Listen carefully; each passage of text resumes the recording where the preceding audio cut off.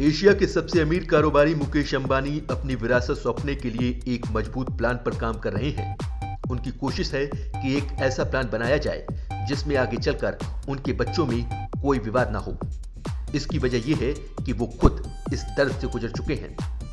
साल 2002 में जब धीरूभाई अंबानी का देहांत हुआ, उसके बाद मुकेश अंबानी और उनके छोटे भाई अनिल अंबानी के बीच संपत्ति बंटवारे को लेकर विवाद शुरू हो गया था। यह विवाद सालों तक चलता रहा और आखिरकार उनकी मां आनंदीबेन ने दोनों भाइयों का बंटवारा कर दिया और स्टेक होल्डर्स के विरोध के बावजूद बॉम्बे हाईकोर्ट ने उस बंटवारे पर मुहर लगा दी। मुकेश अंबानी को वो जख्म अभी तक याद है। यही वजह है कि वे रिलायंस इंडस्ट्रीज के बंटवारे को लेकर अभी से तैयारी में लग गए हैं। ब्लूमबर्ग की एक रिपोर्ट के मुताबिक अंबानी को वॉलमार्ट इंक के वॉल्टन फैमिली का फॉर्मूला पसंद आया है। मुकेश अंबानी का एम्पायर $208 बिलियन के करीब है।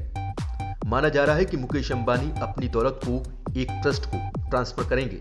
इस ट्रस्ट के पास रिलायंस इंडस्ट्रीज का मालिकाना हक होगा। इस ट्रस्ट में मुकेश अंबानी, उनकी पत्नी नीता अंबानी और उनके तीनों बच्चे आकाश, अनंत और ईशा अंबानी का स्टेक होगा।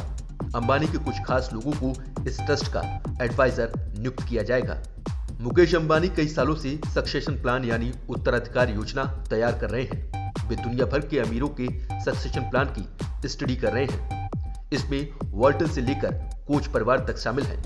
साल 1992 में कंपनी के फाउंडर सैम वॉल्टन की मौत के बाद उनके बिजनेस के ट्रांसफर को मैनेज किया गया था।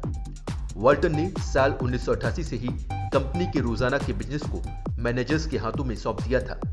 इसके बाद इस पर नजर रखने के लिए एक बोर्ड बनाया गया था। सैम के सबसे बड़े बेटे रॉब वॉल्टन और उनके भतीजे स्टुअर्ट वॉल्टन वॉलमार्ट के बोर्ड में शामिल हैं। मुकेश अंबानी ने भी अब इसी सक्सेशन प्लान को फाइनल करने पर काम तेज कर दिया है। योजना के मुताबिक बोर्ड में अंबानी परिवार के जो सबसे करीबी लोग हैं वे भी शामिल होंगे। रिलायंस इंडस्ट्रीज एक प्रोफेशनल मैनेजमेंट के जरिए चलेगी।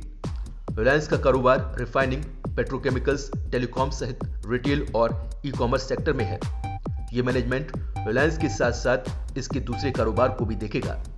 क्रेडिट स्विस की रिपोर्ट के मुताबिक एशिया की बात करें तो आने वाले एक दशक में करीब $1.3 ट्रिलियन की दौलत फर्स्ट जनरेशन से नेक्स्ट जनरेशन को ट्रांसफर होगी। नीता अंबानी अभी रिलायंस इंडस्ट्रीज के बोर्ड में शामिल हैं। इसके अलावा वो कई तरह के सामाजिक परोपकारी कामों में लगी हैं। ईशा अंबानी ने येल यूनिवर्सिटी से पढ़ाई की है। वहीं अनंत अंबानी ब्राउन यूनिवर्सिटी से और आकाश अंबानी भी इसी यूनिवर्सिटी से पढ़े हुए हैं। मुकेश अंबानी लगातार अपना कारोबार बढ़ा रहे हैं। वे ग्रीन एनर्जी में बड़ा दांव खेलने वाले हैं। रिलायंस नए एनर्जी कारोबार पर अगले 3 साल में 75,000 करोड़ रुपए निवेश करेगा। इसमें से 60,000 करोड़ रुपए रिन्यूएबल एनर्जी पर निवेश किए जाएंगे। जामनगर में 5,000 एकड़ में Dhirubhai Ambani green energy giga complex बनाने की तैयारी है। इसके अलावा सोलर एनर्जी के प्रोडक्शन के लिए प्लांट लगाए जाएंगे। Advance energy storage battery factory बनाई जाएगी और साथ ही ग्रीन हाइड्रोजन के प्रोडक्शन के लिए इलेक्ट्रोलाइजर फैक्ट्री लगाई जाएगी।